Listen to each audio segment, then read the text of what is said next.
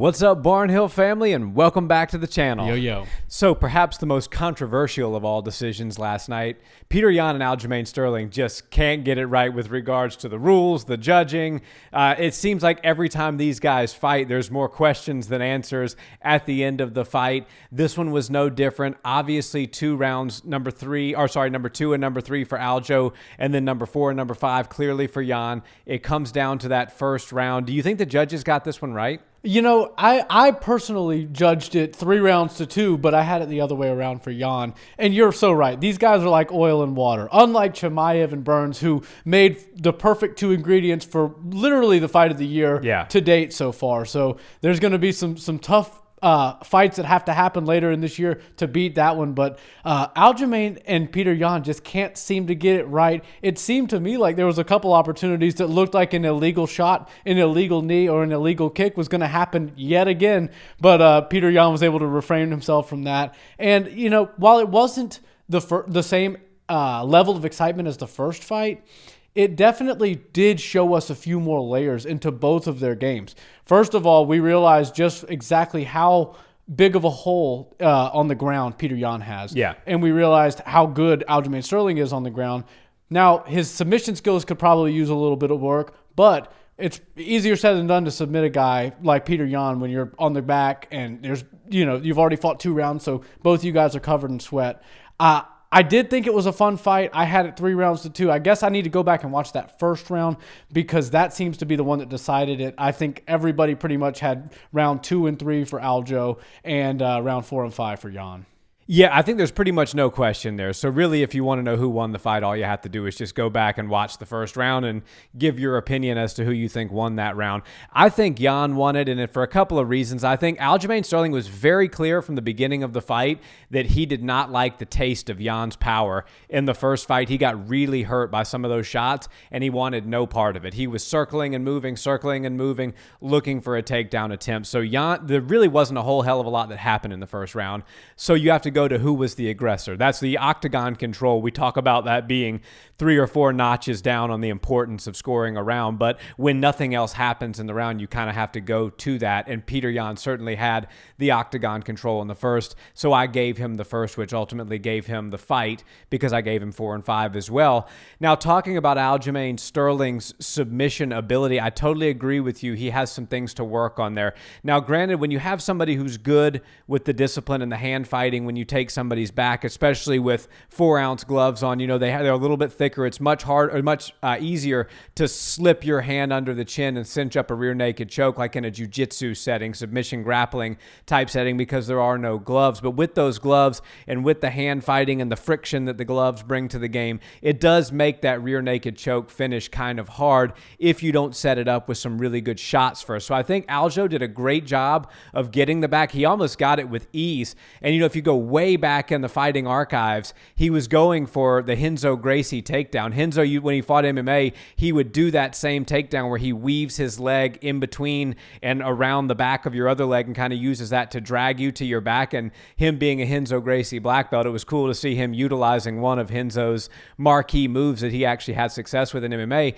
But unlike Renzo, I think he didn't really use the shots to set up the submission as well as he could. We saw at the end of the second, he started to throw some big shots, and Petr was kind of having to, protect himself and move his hands a bit, which I thought could have opened up a submission opportunity. But then he didn't go back to that in the third round, and I think that was a mistake. Yeah, it just goes to show you how difficult it is to submit somebody from the back in jiu-jitsu or in MMA at this stage of the game. Now, if you've got somebody concussed or they're halfway conscious, it's pretty easy to sink it in and you're able to get the choke. And that's why you see in the UFC so many fighters go for that once they've rocked somebody with a big shot on the feet, and they go down there and then 10 seconds later, the fight's over because the guy's either tapping or he's gone to sleep because he couldn't defend it.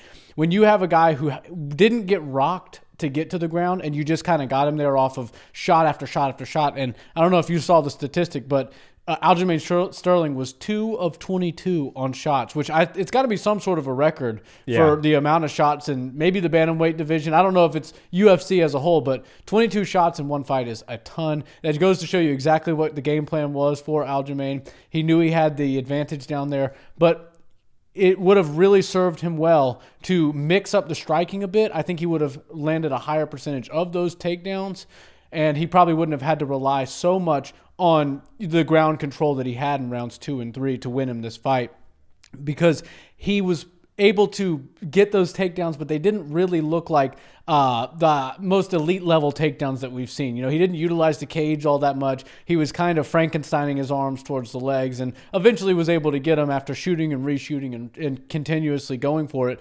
But I think if he would have mixed up the striking just a little bit more and been a little bit more free on the feet and a little bit less timid and cautious, he would have been able to score more. Needless to say, he didn't need my advice on that. He did get the fight to the ground, got a ton of ground control, and ultimately I think those 2 rounds are what won him the fight. I didn't see either one of them being significant enough to give him a 10-8. No, me either. There was a little bit of talk, John Anik, and then we're talking, maybe with the new judging system the way it is, these guys could slide a 10-8 in there, but after hearing the judges' scorecards, they didn't do that, so I think that was the right call. Definitely the right call. And the new judging, I'm really not a fan of how easy they give 10-8 rounds. I mean, 10-8 round to me, you're barely conscious at the end of it and you almost didn't make it through. And that wasn't the case. Now, there was a lot of back control. The entire round was made up of Aljo controlling his back, but I still wouldn't give it a 10-8. You're totally right. Now, here's the interesting thing, right? TJ Dillashaw was in the crowd last night. Dana White said in the post-fight press conference, it's TJ next. We need to give the fans a breather from Aljo versus Yan. I think I speak for all of us when I say nobody wants to see that again right now. Let's get some fresh blood in there and give him TJ Dillashaw. Yan is still plenty young enough. He will be fighting for a title at some point in the near future as well. TJ Dillashaw is not easy to get to the ground. You're not taking TJ Dillashaw's back like that. TJ Dillashaw came from a wrestling background. He's got higher wrestling accolades, if I'm not mistaken, than Aljamain Sterling. Certainly better submission skills. We see him training at the Gracie Barra headquarters out in California. He's as tenacious as it comes when you're talking about bantamweights on the ground. So Aljamain is going to be in for a world of trouble if his game plan against TJ is to take him down and try to hold him there. That will not happen. And I think TJ with Dwayne Ludwig and the Bang Muay Thai system is going to have a real obvious advantage on the feet. And so actually, I think that the person who won last night more than anybody was TJ. Yeah, and to get a call out from the champ and then get the president of the company to say that you're getting the next shot, and everything worked in TJ Dillashaw's favor last night. So I think that it's the right call. We'll probably see it after the summer ends, fall, September, yeah. October. That would be a great time to see those two go at it. I think Aljamain Sterling obviously finally got the belt that he felt he deserved. That was the way you want to win a belt, not the way that he won it the first time around. But, at the end of the day, he is still, and I can't wait to see him go in there with TJ Dillashaw. I think that the ground game is going to be a lot different. I think the fight's going to be a lot different, because while Petr Yan is just as vicious of a striker as TJ Dillashaw, TJ is a far more dynamic striker. He does a whole lot more fancy footwork and flashy things and covers distance very well. Not so much of a standard Muay Thai striker like we see out of Petr Yan. So I think we're going to have a very interesting fight. It just brings new, a whole new level, a new chapter into Aljamain Sterling as the champion at bantamweight. I think it'll be a fun fight. And, who knows what's going to happen with that one. We'll have to give predictions several months from now when it gets a little bit closer. But, TJ Dillashaw is probably smiling ear to ear right now alongside Aljamain Sterling. No doubt about that. Guys, drop us a comment. Let us know, did the judges get this one right? How did you score the first round? We always love chatting with you in the comments, and we'll see you in the next one. Peace.